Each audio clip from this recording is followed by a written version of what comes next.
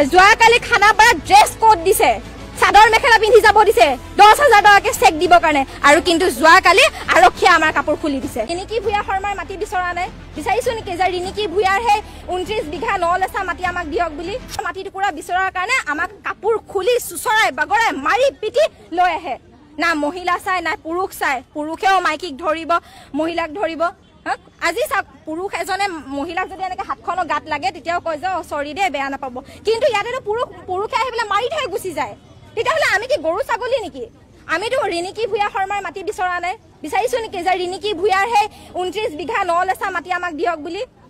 এই যিটো বুন্দা স্কুলখন যে পাতিছে সেই স্কুলখনৰ মাটি বিচাৰিছো জানো? নাই বিচৰা। আমি যি টুকুৰা 1 কঠা 5 লেচা কিনি লৈছিলো সেই টুকুৰা মাটি আমি ঘূৰাই ল'ব বিচাৰিছো। আমাৰ মাটি ন, আমি নিজৰ টকাৰে কিনিছো। সেইকাৰণে আমাৰ এটাই দাবী, যেনেকৈ আমাৰ ইয়াতে 4টা সতীৰ্থক ৰাখিছে আমাক ঘূৰাই দিব লাগে। ইয়াতে ধাৰা লগাইছে, কিবা লগাইছে, আমি এইবিলাক বুজি নাপাওঁ। আমি বেআইনী নহয় দেই, আমি বেআইনী নহয়। আমি ইয়াতে গণতান্ত্ৰিকভাৱে 4 বছৰ ধৰি আন্দোলন কৰি আছো। 4 বছৰ বহুত ধৈৰ্য ধৰিলো। আমি না হাতত দা কঠাৰি লৈছো, নাগালেণ্ডত যেনেকৈ কৰে যে আমি তেনেকৈ কৰা নাই। কিন্তু নাগালেণ্ডত গৈ অসম আৰক্ষীৰ দমে নহ'ব গৈ পেলাই নগাবিলাকক ক'বৰ কাৰণে যে আঁতৰি যা বুলি। কিন্তু আমাক ইমান অত্যাচাৰ কিহৰ? আজি হিমন্ত বিশ্ব শৰ্মাই অশোক সিংহালক মাটি দিব পাৰিছে, চৰকাৰী মাটি, জয়ন্ত মল্ল বৰুৱাক মাটি দিব পাৰিছে, কিন্তু আমাক 1 কঠা 5 লেচা মাটি দিব কিয় নোৱাৰে? আজি হিমন্ত বিশ্ব শৰ্মাৰ ঘৈণীয়েকে বিঘাই বিঘাই মাটি লৈ আছে।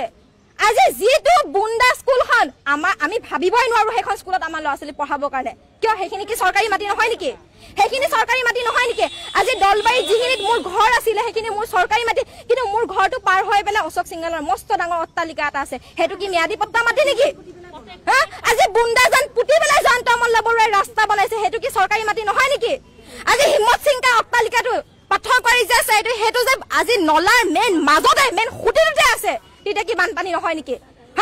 হিমন্ত বিশ্ব শৰ্মাই এই যোৱাকালি খানাপাৰাত ড্ৰেছ কোড দিছে, চাদৰ মেখেলা পিন্ধি যাব দিছে 10,000 টকাকে চেক দিবৰ কাৰণে, আৰু কিন্তু যোৱাকালি আৰক্ষীয়ে আমাৰ কাপোৰ খুলি দিছে। মই শিল খাকত যেতিয়া উচ্ছেদ কৰা হৈছিল যে গুৱাহাটীৰ কৃত্ৰিম বানপানী ৰোধ কৰিম বুলি, কিন্তু আমি দেখিছো শিল খাকত যিবিলাক জিঞ্জাৰ হোটেল আছে, তাৰপিছত আমাৰ হিমত সিংকাৰ আছে, অজস্ৰ আছে, মন্ত্ৰীবিলাকৰ তাত বাসগৃহ আছে, এইবিলাক কিন্তু উচ্ছেদ নকৰিলে। দুখীয়া মানুহখিনিক তেওঁলোকে উচ্ছেদ কৰিছে। অকল চৰকাৰে কিন্তু তাত লাইট দিছিলে, পানী দিছিলে, ৰাস্তা ঘাট সকলো স্কুল চববিলাক যোগান ধৰিছিলে। তেতিয়া তেওঁলোকে হলনি নামা পৰ্যন্ত দিয়া হৈছিল। তেওঁলোকক উচ্ছেদ কৰাৰ কি অধিকাৰ আছে চৰকাৰৰ? কাৰণ তেওঁলোকক যদি সঁচাকৈ তেওঁলোকে বেদখলকাৰী, তেওঁলোকে এইখিনি সুবিধা কিয় চৰকাৰে দিছিলে? আমাক সেইটো কৈফিয়ত দিয়ক। আৰু জিঞ্জাৰ হোটেল, হিমত সিংকাৰ এইবিলাকৰ আজিলৈকে বিল্ডিং কিয় তাৰ ওপৰত বুলডোজাৰ চলোৱা নাই? এইটো উত্তৰ দিয়া নাই। এই উত্তৰ আমাক দিব লাগিব, আৰু আমাৰ মাটি আমাক ঘূৰাই দিব লাগিব।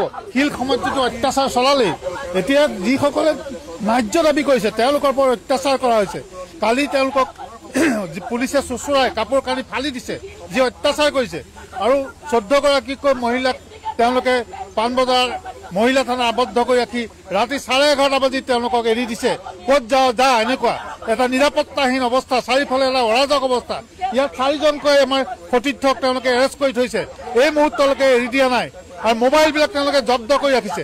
এটা অসমত কি অৰাজক চলিছে? এইখিনি খিলঞ্জীয়া মানুহ, যিখন চৰকাৰে যি খিলঞ্জীয়াৰ কথা কৈ থাকে, খিলঞ্জীয়াৰ প্ৰেমৰ কথা কৈ থাকে, খিলঞ্জীয়া ৰক্ষাৰ কথা কৈ থাকে, আজি শিল খাকো ৰাজ্যক আজি খিলঞ্জীয়া যিখিনি মানুহ, সেইখিনি মানুহক আজি বাটৰ বিষয়ত পৰিণত কৰিছে।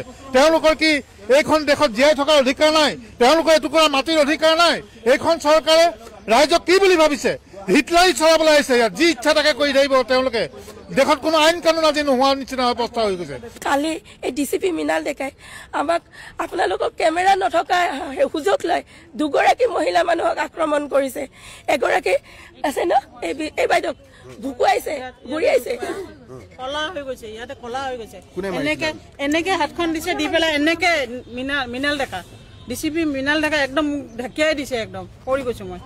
আটক কৰাৰ সময়তো যি ধৰণে অত্যাচাৰ চলাইছে, একাংশক আচলতে মাৰপিটো কৰিছে। সেই ভিজুৱেলছ আমাৰ হাতত আছে, কিন্তু মাৰপিটো কৰিছে, তাৰপাছত বস্ত্ৰ খুলি দিয়া হৈছে। এনেকুৱা কৰে নেকি বাৰু? সেইটো কেনেকুৱা কথা আচলতে? মানে আটক কৰা বেলেগভাৱে আটক কৰিব নোৱাৰে নেকি? চুচৰাই মেলি আটক কৰে ভুক্তভোগী পৰিয়ালক।